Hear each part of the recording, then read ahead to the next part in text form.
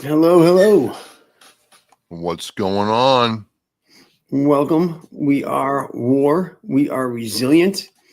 Myself, Mike Geary, and Travis Barrington of Oscar Mike Radio. I'm of Hell Shaven, as you can see by our nice little name tags underneath our faces here. And we're just back to chat about the latest going-ons in the veteran community. And the good, the bad, and we try to stay positive here as well as we can, but a lot of times things are coming crazy at us, so we just want to make sure that folks get the latest and try to have an unbiased look at what's going on. For sure. A couple of things that I have seen this past couple of weeks. I don't know if you've seen the article on Washington Post. It basically said that veterans are a lot of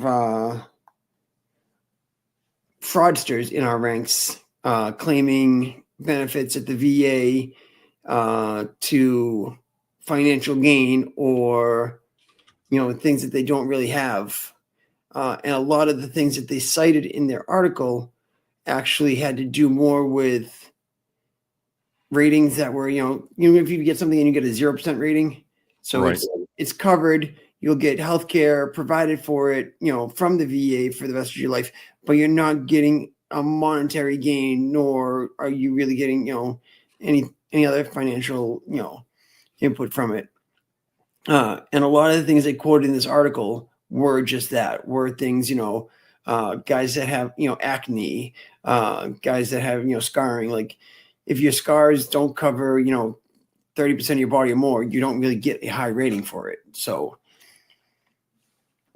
a lot of the stuff they posted in this article was very, disingenuous, and like the people that wrote this article, it's now going to be a series of articles. The second one just launched today. I haven't had the chance to read it all yet, but the first one was written. It had 3 authors, all from the Washington Post.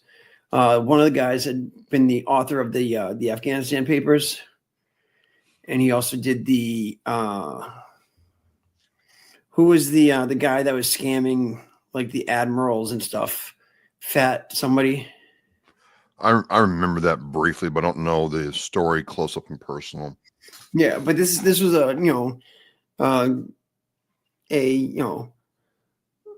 a journalist who published these things, and they authored books about it, and you'd think that they would do a little more digging into these claims that they're making, and the way that they would they make a comment and then say like the veterans would claim this so they could milk the system. And it's like, when you say something like that and you say that they're milking the system, you're adding a negative connotation to them immediately, and you're making your reader believe that this is what all veterans are doing, instead of just the few that are out there. There's bad apples wherever you go, and it's unbelievable to see a publication like the Washington Post put together this hit piece on veterans benefits to try to say that we're out there scamming a system, and like wondering why so many more of today have these claims.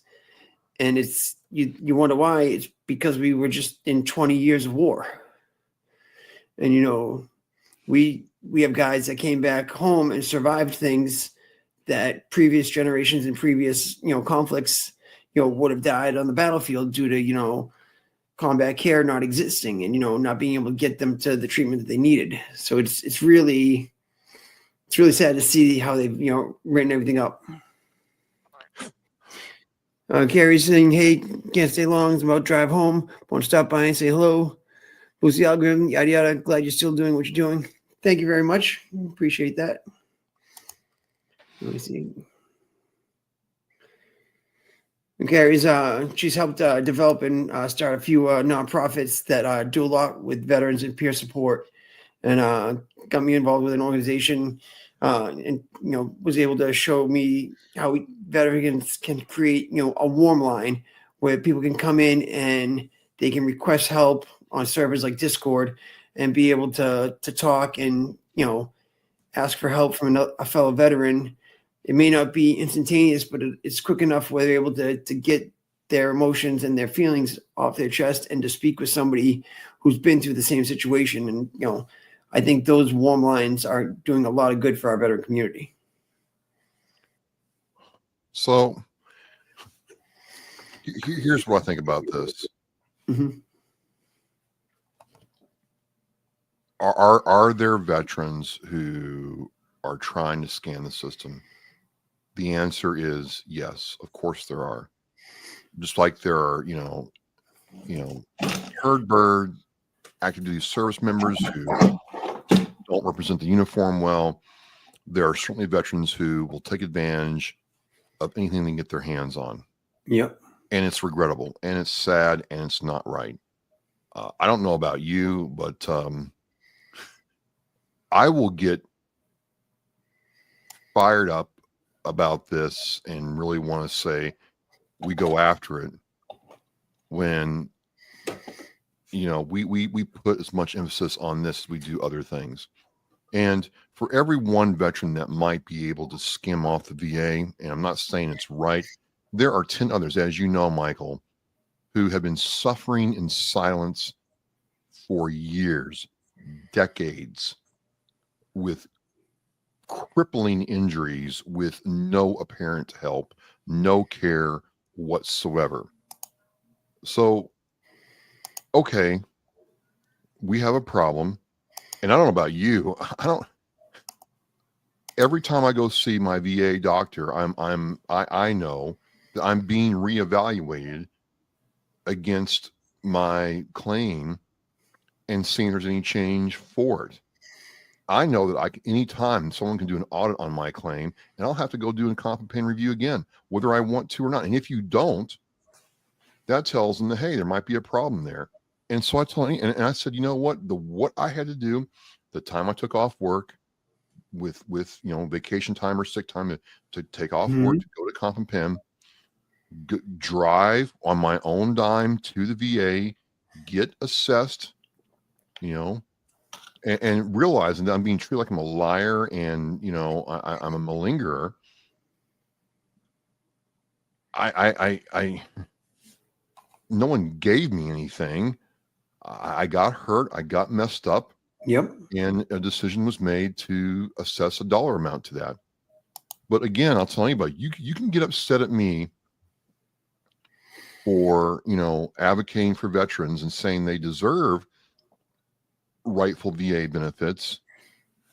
And understand that I understand, look, there's probably going to be some that get through. Absolutely. There's going to be somebody who scams the system. There's a guy in Providence, Rhode Island, who was getting paid off to make claims. And plus we had that one guy in the Pennsylvania, New Jersey area, just rubber stamping claims. That's not the veteran's fault. That's not the veteran's fault. When you have, his name is Michael Dara. He got in trouble because he got caught in Providence, Rhode Island for, demanding money to push through claims. I have receipts, folks. I can get you the links for this. I will here in a second. And then the other, just recently, the raider in the Pennsylvania, New Jersey area who, he was like 90,000 claims. He just, rubber stamped. Yep. It was, I want to say it was in the hundreds of thousands that he had rubber stamped. He was doing an average of, 4 minutes per claim he was spending. And that's because above him, he had the people telling him he's got a quota he needs to meet. And, him trying to meet that quota, it's, he was going with the, I'm just going to stamp everybody good to go. And now, these veterans, are going to have their claims readjudicated and reviewed, all not to the fault of the veteran themselves. Exactly. So drive safe, Carrie. We will talk to you soon. Thank you for checking in. No texting and driving. No watching this and driving, Carrie. But again, the veteran is not at fault. And it just seems like the, honor system, there's no honor system here. You Mm-hmm. go in on multiple layers and get assessed, and then a determination is made. And granted, there's ways you can game the system, and the most common one I'll tell people is the hearing test. There's a whole thing about how to pass the hearing test to get your 10%. I don't believe in doing it. I could have, you could have, but we didn't do it. So fine, but okay, okay. Um, we give billions of dollars to people who are not Americans, and you're gonna freaking bust us over somebody getting a little extra. And the Why? big thing too is when the Washington Post quoted things like that, like with tinnitus, that was basically a guaranteed 10% claim that people were getting. And then they're talking about, you get even more if you have dependents and a spouse. And it's like, wait, no, if you're only rated 10%, you don't get that additional money for a dependent or a spouse. You have to be rated 30% or higher before the dependent and spouse comes into play. So again, they're getting people riled up, and they're shaking the cages and trying to make us look bad, with this hit piece, and they're putting out information that's flawed. And again, the other thing too is I'll tell anybody, look, there are Korean War, Vietnam War, and Gulf War veterans right now who will not go to the VA because they don't want to be seen as less than, who'd rather suffer, Yeah. who'd rather go without, who'd rather, worry and stress out and live in pain because of stuff like this. Yep. And the fact that they're putting out things like this in a time when we're trying to work on people's mental health, and we're trying to help people not have to suffer in silence. And when you let them know the VA is there for them, it's not just there for people that are paraplegic. They're not just there for the most severe. They're there for every veteran who signed, every veteran who took that oath. They are there to support you and help you. It's, you're not taking money away from another veteran because you get care.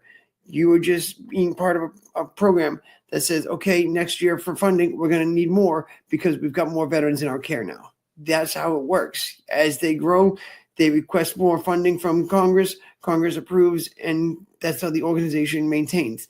They're not taking away, money from that Purple Heart veterans that's missing a left arm because I need to be seen for, the tinnitus that I have, the ringing in my ears, or the back pain or migraines, or whatever you have going on, or depression, mental health things. Invisible, wounds are the hardest for people to go and claim. And the biggest thing is, you don't need to share what your percentage is and what you receive from the VA with anybody. That is your own private information. You can say, yes, I'm rated. Yes, I go to the VA. You don't have to tell anybody any of the financial benefits or the rating percentage that you're at for nothing. That's between you and the VA.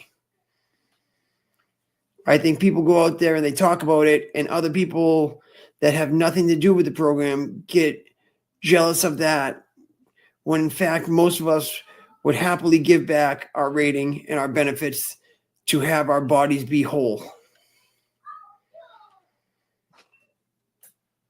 I couldn't agree more.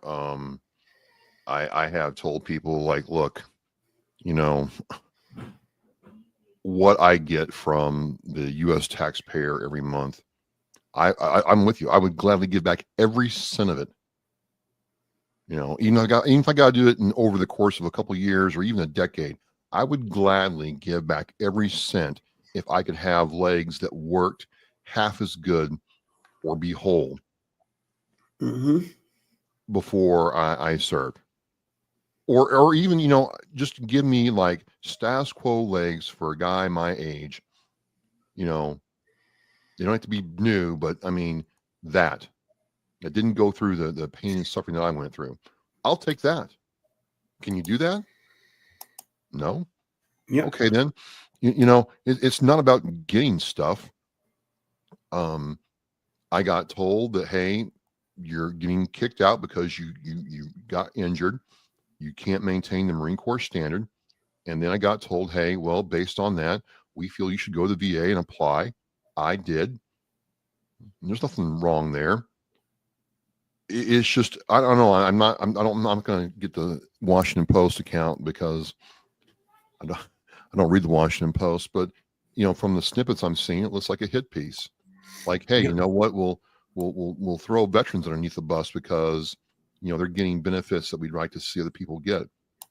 And again, I mean, you can come in this country illegally, go right to the ER and get taken care of. You can come to the country, come to the state and get a cell phone, an EBT card, and a voucher for shelter and medical care. And you're doing this to us. It's unbelievable. And I'm getting the better things to do than to do that. But and again, I'm not saying that I posted that link in the chat. I want you to post that you there. Yeah, this piece of work right here. 33.95 degrees of wheels, 16,566 to expedite claims. Almost $30,000 that he extorted people. And to me, I feel, and this person should be punished at the full extent of the law. He's getting sentenced here in 5 days. Yep. So I got that scrolling on the bottom, the links down there, so that way you guys can see that it's what's going on, and you see that this is what's happening here.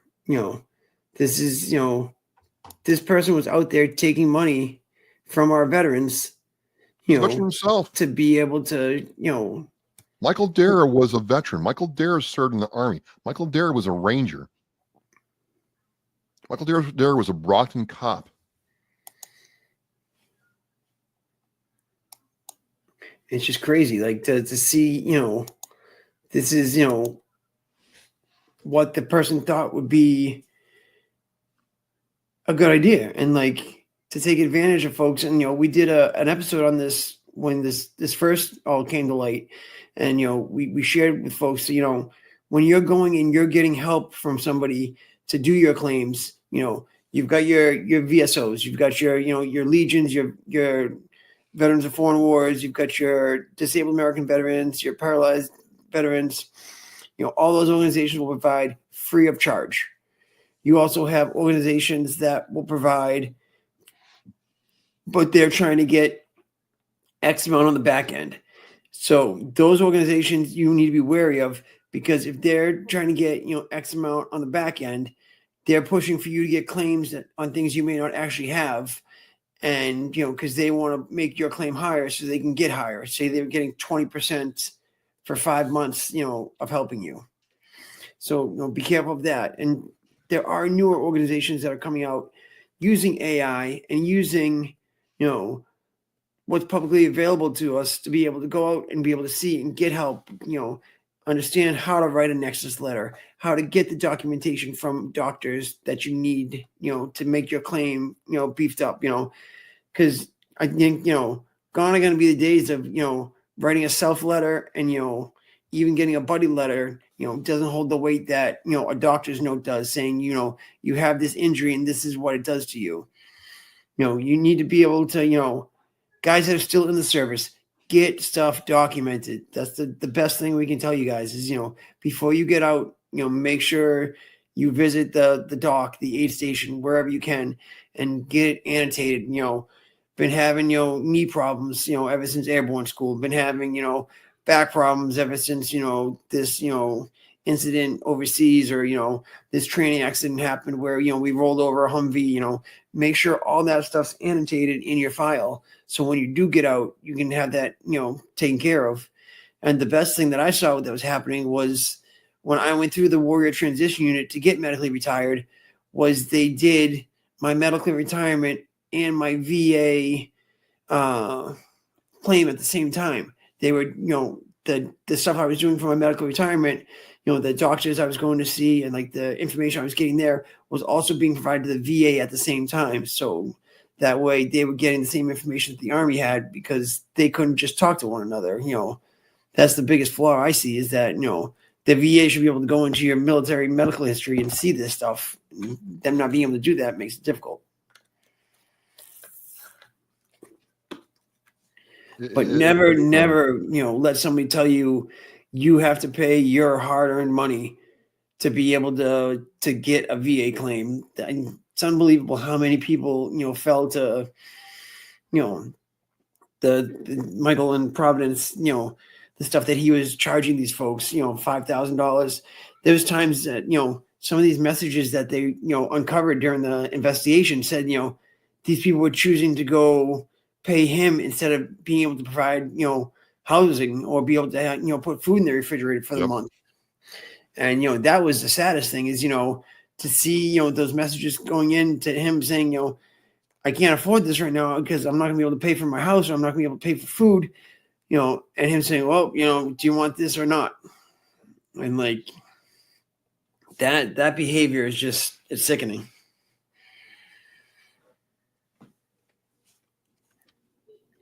And like I said, as you look at the Washington, Post thing, and the second one come out, we'll touch more on it next week, for sure.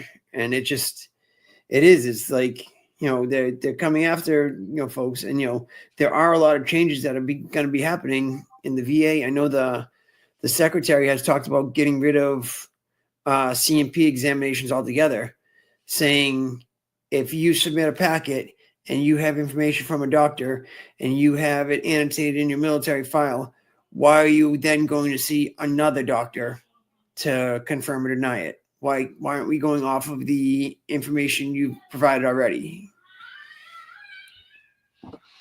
Well, it's weird. Like, the quadricep rupture that I had, the VA, it's like, that's not related to your military service. And my ortho who opened me up is like, you could see that your tendon had deteriorated over time. It wasn't just like a instant snap. You could tell it because it's gotten stretched over time to the point where, it had gotten damaged at one point, and they're like, well, we don't care. So, I mean, it is what it is. And again, look, I'm not going to, Michael and I are going to sit there and tell you that every veteran is honest and they're doing this for the right reason or the right way. We're not going to say that. But the number that are actually gaming the system pale in comparison to, one, the people working at the VA who are not processing these claims correctly, and certainly pale in comparison to the veterans who desperately need to file claims, but for whatever reason chose not to. And then, okay, I would be completely behind this Washington Post article if you told me that, hey, you know what? We're not going to give money to illegal aliens or people that, are not Americans. And if veterans were truly at the front of the line getting taken care of first, I'd feel differently. But that's not the case. I mean, we have to, one, prove that we are Americans, prove that we served, or if you weren't an American, let me rephrase that. If you were not an American and served our country, you still have to prove that whole, case before you go. Then, get an honorable discharge before you even get a Band-Aid from the VA. And you're going to make this harder? I mean, I'm glad recruitment is up this year, but it just doesn't seem to mean what it used to mean. And like you said before, too, like there are so many vets out there that aren't even affiliated with the VA because they're either, they're too proud, they're too, they feel like they're taking away from another veteran. They feel like they don't deserve it. These folks need to know that, they do deserve it, but, all you've done, everything that you've signed up and done, the government had no problem considering us, collateral damage for, whatever, war, use they used us for, even looking at, what they're doing with the DC Guard, sending them in and having them, do, trash bag cleanups of parks, they're doing that because they know that troops aren't going to say no, that troops can't stand up and say, we're not going to do that. Fuck that.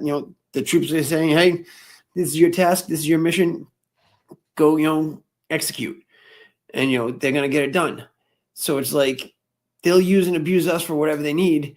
But when it comes time for us to ask for some help for, things that are, troubling us, years after, it's just I feel people aren't, giving us the same,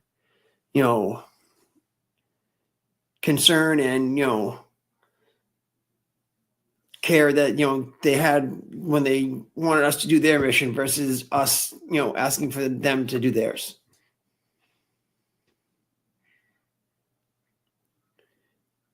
We don't get the same back that we it get just given. irritates me because you fight to show that you have value post service. You have to fit in again to a society and culture that kind of for a lot of obvious reasons left you behind. You're trying to reintegrate. You're not feeling well. I mean, and I go back to the PACT Act. How many of those poor guys and women suffered with debilitating injuries, their entire inner body shutting down, liver disease, pancreatic cancer. I mean, you name it, because of the burn pits, until there's finally like, okay, I guess that's really a problem. Now we'll fix it. And so, I mean, how about we look at ways to make this more transparent, look at ways to make this better, and look, if you're a veteran and you took advantage of the system, you get caught, Michael, I believe you deserve everything you get. You should be called out for fraud, and you should be made an example of. I feel about that the same way I feel about stolen valor, right? But it's going to hurt the people that the VA is trying to help more than anything else. And again, I just go back to my original point, ladies and gentlemen. You had an individual rubber stamp 100,000 plus claims. That's not the veteran's fault. But the veterans, whether they are legitimate or not, will pay the price for that. People like, well, no, they won't go back and look at all those. You bet you, yes, they will. 100,000 times 10%, is a lot of money in a month. They most certainly will do that. And if you go in and and God forbid, as much as I hate to say this, are they going to make the veteran pay the money back? That's kind of messed up. I mean, you acted in good faith and now you're being punished because you were. So it's not an easy thing. It's not a fun thing to talk about, but we have examples of people acting badly. They need to get, called out, and then we need to fix things up and shore up the problems. But I'm never going to blame the veteran. I'm going to give the veteran the benefit of the doubt. That those people writing that article, Michael, never did what we did and don't live like we live because of the cost of what we did. So you have time and energy to do this. There's plenty of other places in our government that have, big swaths of waste for fraud and abuse. So, not this one. Anyway. And it does. It's just, the fact that they go after people and like that they're going to say all this is just tough. And it does tie into, what else you need to do is like, we have guys that, the biggest thing that you need to do is make sure, in the end, you got to take care of yourself, because, seeing how people are going to attack here and seeing how people are going to go after you, we're such a small community, and the amount of money that is spent on, veterans for X rating, you can actually even go and you can download, what the breakdown is of, what the percentages are that's out there, X amount of veterans getting 100% rating, X amount of veterans getting 10% rating, what the ratings are for, other things. And it's like, even like you look at things like, TBI, like we haven't caught up with what it's actually doing to folks, with the, the damage of concussions and the physiological, changes in the body that come after you're involved in a blast. And, we were talking before the show tonight just about this, and,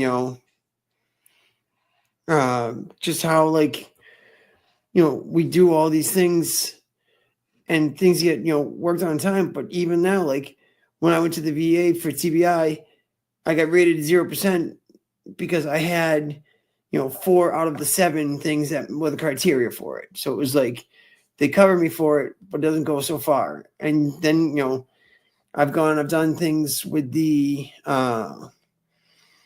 got like a study going on out of the Boston VA where like they'll scan the brain and like go over things and see like how fast I'm able to do things and how long it takes me to go things, what I can retain over a 10-minute time frame and things like that. And like I'm happy to be part of those studies, so that way future generations will be able to see what has actually happened to our brains from these exposures and things like that. It doesn't even have to be combat. Your job, launching mortars, is going to lead to to impacts and to getting your head rattled here and there. And it's just like I don't think folks put all that into their critical thinking when they think of what vets are claiming and what we're putting through and the fact that you have to fight for every little piece of that like is insane. Like I know so many people, and a lot of their complaints in this article were, well, there's also this veteran out here that has a missing limb that's not getting any help. But if you say, what's the name of that person, let's get their information so we can get them connected to a DAV or an advocate or a lawyer or somebody to make sure that they do get their benefits. Nobody can ever give a name. It's one of those, a friend of mine, doesn't get their services. It's not so much, an actual thing. It's almost like an old lore that's just out there that, has kept people away from claiming benefits because they think that the more severely wounded aren't getting their benefits. So why should they get theirs? It's regrettable. It's crazy. Again, I'm not going to say it doesn't happen. We certainly can point examples where it does happen.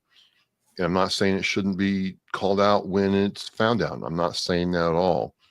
But I am just saying that, and what I'm trying to get to is some people think, well, you're 10, you're 20% disabled. I mean, life's great.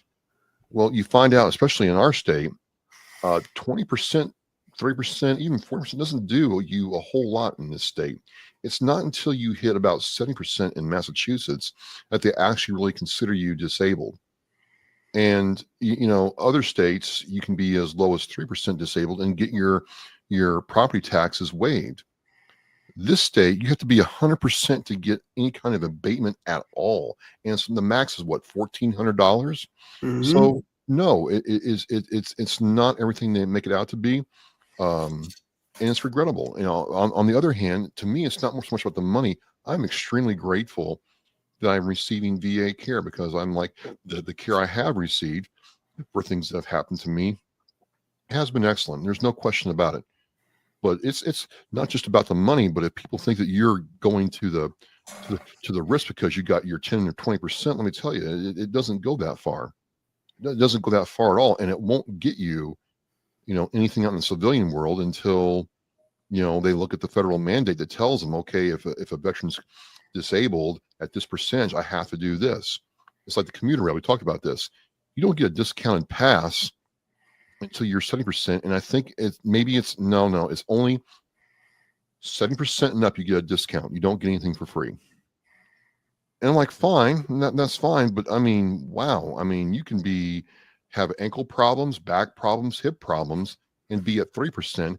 And walking from North Station to, Faneuil Hall or the government center might not be an option for you. That might be too painful for you.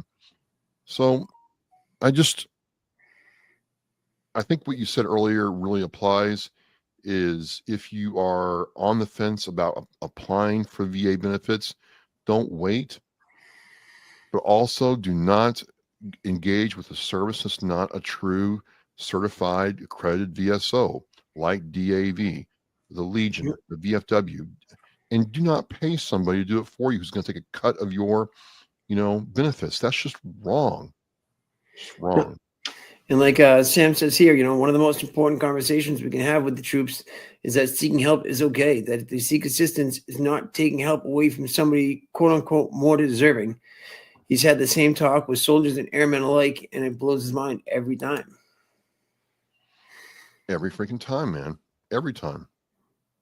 So, it is, and Sam said that the benefit of being in, multiple branches and, he's, being able to have those conversations with the soldiers and airmen that he's led. It's it is tough to hear these guys, to say these things, to say that, they don't feel like they're deserving of the benefit when, it's out there for us. We sign a contract saying that, hey, you go and do this, you give X amount of your time, you give X amount of your life and your body and your, everything that you have, up into your entire existence for this country, and they'll take care of you on the back end. And not enough people come and say, all right, I'm on that back end. Can I get some help? Yeah. And then what do you have tonight on Oscar Mike Radio? So tonight is, and you're talking about benefits and getting help and stuff. We're talking about Navy SEAL veteran and former Sergeant of Arms for the Senate, the U.S. Senate, Frank Larkin, talks to me about his service and talks to me about the service of his son Ryan, who committed suicide. And at first, it was like, well, it's PTSD. And Frank makes the case that, hey, I don't think it was PTSD. I think the constant explosions, grenade blasts, breaching charges, gunfire, all those things had a cumulative effect on my son and his health.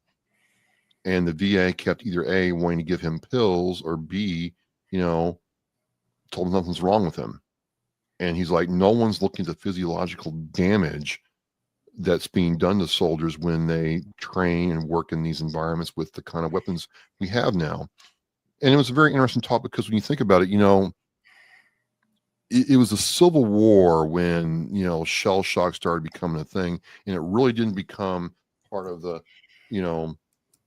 vernacular until World War One, when, you had cannon, heavy duty machine guns, and, tanks and other things, and artillery shells that were huge going off. And that's what they call it. They call it shell shock because something happened to your body. And it makes sense that, because think about how many guys you've talked to, Mike, who are like, well, I'm not suicidal, but something is wrong with me. I'm not right. And they keep getting pills. They keep getting, this, go to therapy, blah, blah, blah. And what if it's that it's more than TBI? What if it's other parts of their body that are just impacted by, some of the things that they use? I mean, we talked about this, but think about what a mortar. I mean, you watch those mortar round videos. When they drop that mortar into the tube and you hear the boom, you can see the blast coming out of the bottom of the mortar tube, and it's hitting your knees, your ankles, your feet. And one thing I learned from my quadricep rupture, man, is everything's connected. Everything is connected. So he made a compelling case for it. I don't think we can discount it. And I would certainly hate to see us get in a situation where, well, that veteran's probably just sandbagging. He's probably just, being a malingerer. So we're not going to help him out. Sorry, denied. When he actually did need help, he actually had something physically wrong with him. And when he went for help, he didn't get it.